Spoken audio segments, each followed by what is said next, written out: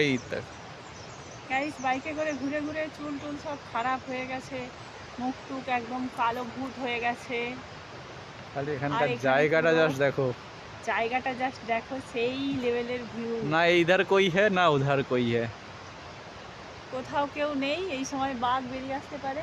আমাকে এখন এই রাস্তার মধ্যখানে দাঁড় করে দিয়েছে, আমি খালি চারিদিকে দেখছি। বাঘকে ওই দূরে দেখতে পেলে বলবো আর তাড়াতাড়ি চলো তাড়াতাড়ি চলো। আর এদিকে ওই দূরে জঙ্গল আর দেখা এদিকে যাচ্ছে নিচে পুরো নদীর ওইটা ঝর্ণা। ঘোরাও, তাহলে ব্যাক ক্যামেরা এসে যাবে, ওটা ফ্রন্ট ঝর্ণা ক্যামেরা আসছে না। ঝর্ণার জল সরসর সরসর করে বইছে ওই দেখো। ওই দেখো একটা গাড়ি আসছে বহুত দিন পরে।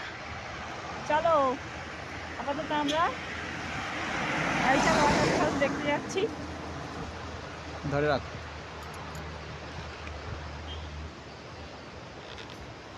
আমার লিপস্টিক সব খেয়ে নিয়েছি ভাতের সাথে, নেই আর লিপস্টিকটা আনতেও ভুলে গেছি। যাই হোক চলো। গাড়ি আসছে।